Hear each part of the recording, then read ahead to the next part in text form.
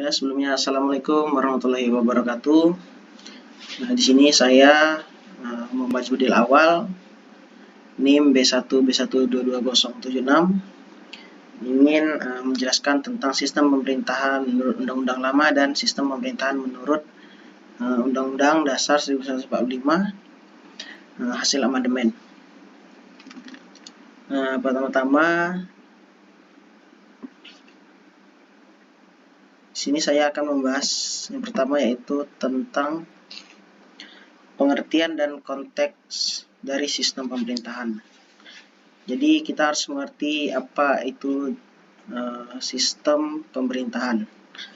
Pertama, pada kata sistem pemerintahan terdapat dua kata, yaitu kata sistem dan pemerintahan. Sistem yaitu suatu tatanan atau susunan yang berupa struktur yang terdiri dari bagian-bagian atau komponen-komponen yang berkaitan antara satu dengan yang lainnya secara teratur dan terencana untuk mencapai suatu tujuan. Yang kedua yaitu pemerintahan. Pemerintahan merupakan segala bentuk kegiatan atau aktivitas penyelenggaraan negara yang dilakukan oleh organ-organ atau alat-alat perlengkapan negara yang memiliki tugas dan fungsi sebagaimana digariskan oleh konstitusi. Dapat disimpulkan bahwa sistem pemerintahan merupakan sistem yang digunakan oleh pemerintah sebuah negara untuk mengatur yang berisi sekumpulan aturan-aturan berdasar mengenai pola kepemimpinan, pola pengambilan keputusan, pola pengambilan kebijakan, dan sebagainya. Oke, berikutnya sistem pemerintahan yang ada di Indonesia. Di Indonesia menganut dua sistem pemerintahan, yaitu presidensial dan parlementer. Presidensial adalah merupakan sistem pemerintahan yang kekuasaan tertingginya berada di tangan presiden, sedangkan parlementer merupakan sistem pemerintahan yang mana parlemen memiliki peran yang sangat besar di dalam pemerintahan. Oke, berikutnya sini saya menjelaskan juga sistem pemerintahan menurut Undang-Undang 1945 lama atau sebelum amandemen. Pokok-pokok sistem pemerintahan negara Indonesia berdasarkan Undang-Undang Dasar 1945 sebelum diamandemen tertuang dalam penjelasan Undang-Undang 1945 tentang 7 kunci pokok sistem pemerintahan negara tersebut sebagai berikut. Yang pertama ialah Indonesia adalah negara yang berdasarkan atas hukum atau hukum. Yang kedua, sistem konstitusional. Kekuasaan negara yang tertinggi di tangan Majelis Permusyawaratan Rakyat. Yang keempat adalah Presiden adalah penyelenggara pemerintah negara yang tertinggi di bawah Majelis Permusyawaratan Rakyat. Yang kelima, tidak bertanggung jawab kepada Dewan Perwakilan Rakyat.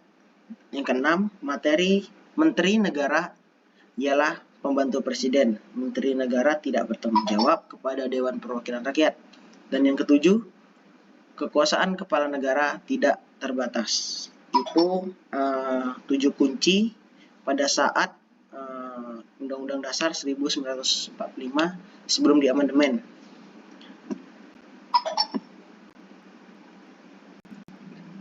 Oke, ini lanjut. Berdasarkan 7 kunci pokok tersebut, adapun ciri sistem pemerintahan pada masa itu adalah adanya kekuasaan yang amat besar pada lembaga kepresidenan.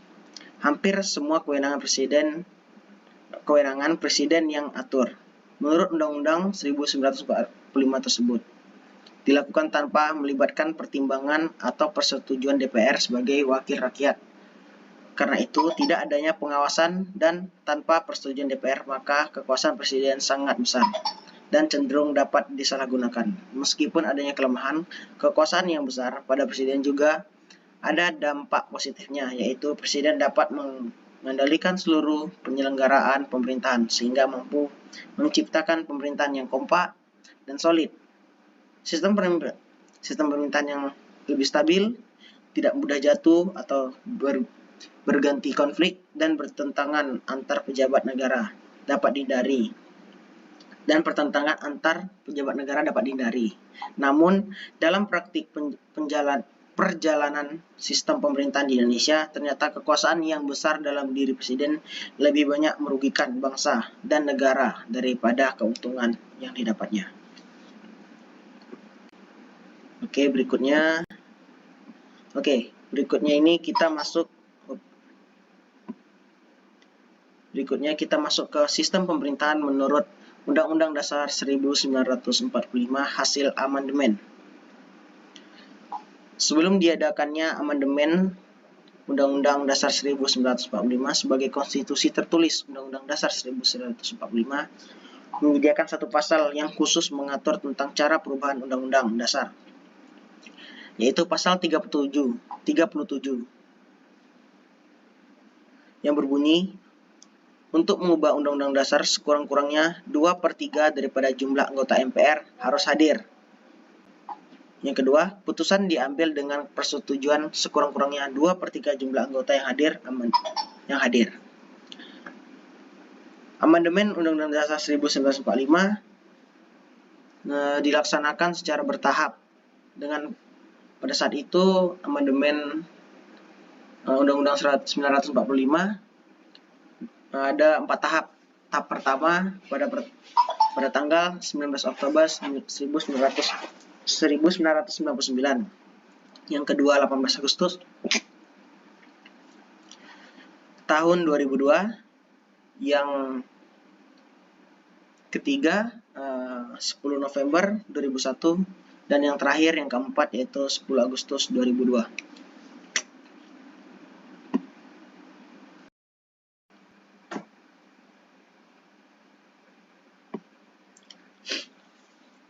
Oke, lanjut ke tujuan. Tujuan amandemen Undang-Undang Dasar 1945. Yang pertama, untuk menyempurnakan aturan dasar mengenai tatanan negara agar dapat lebih mantap dan mencapai tujuan nasional, serta menyempurnakan aturan dasar mengenai jaminan dan pelaksanaan kekuatan rakyat. Yang kedua, memperluas partisipasi rakyat agar sesuai dengan perkembangan dalam demokrasi. Yang ketiga, menyempurnakan aturan dasar mengenai jaminan dan perlindungan hak agar sesuai dengan perkembangan HAM dan peradaban umat manusia yang menjadi syarat negara hukum. Yang keempat, melengkapi aturan dasar dalam penyelenggaraan negara yang sangat penting bagi eksistensi negara dan perjuangan negara, mewujudkan demokrasi. Dan yang kelima, menyempurnakan aturan dasar mengenai kehidupan bernegara dan berbangsa sesuai dengan perkembangan aspirasi, kebutuhan, dan kepentingan negara dan negara Indonesia, sekaligus mengakomodasi kecenderungan untuk kurun waktu yang akan datang.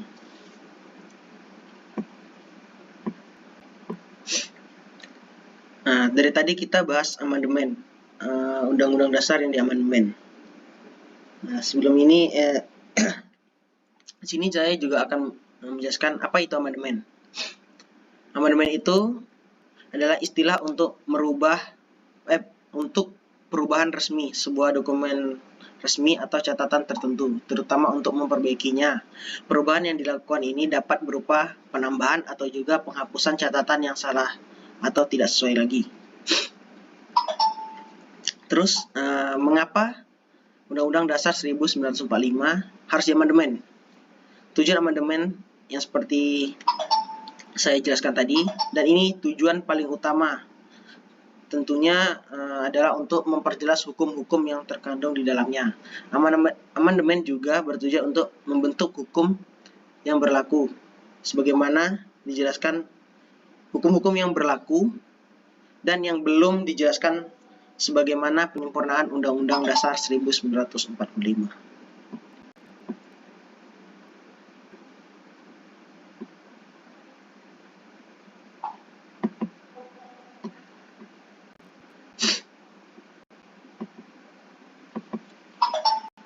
Oke, selanjutnya terdapat perubahan-perubahan baru, antara lain adanya pemilihan secara langsung, sistem bicameral, mekanisme check and balance, dan pemberian kekuasaan yang lebih besar kepada parlemen untuk melakukan pengawasan dan fungsi anggaran. Perubahan yang signifikan sebenarnya yang nampak jelas yaitu kelebihan sistem pemerintahan Indonesia, presiden dan menteri selama masa jabatannya tidak dapat dijatuhkan DPR. Pemerintah punya waktu untuk menjalankan programnya dengan tidak dibayangi krisis kabinet. Presiden tidak dapat membekukan atau membubarkan DPR.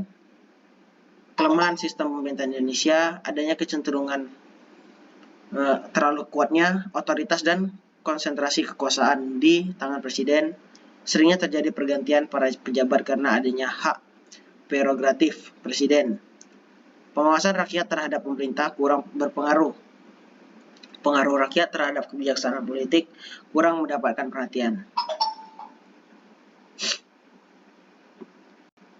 Jadi kesimpulan dari apa yang saya bahas tadi, sistem pemerintahan negara menggambarkan adanya lembaga-lembaga yang bekerja dan berjalan saling berhubungan satu sama lain menuju tercapainya tujuan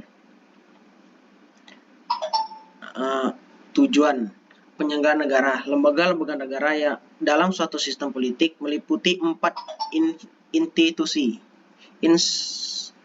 institusi pokok, yaitu eksekutif, birokratif, legislatif, dan yudikatif. Selain itu, terdapat lembaga lain atau unsur lain seperti parlemen, pemilu, dan dewan menteri. Pembagian sistem pemerintahan negara secara modern terbagi dua, yaitu presidensial dan ministerial atau parlemen. Pembagian sistem pemerintahan presidensial dan parlemen didasarkan pada hubungan antara kekuasaan eksekutif dan legislatif.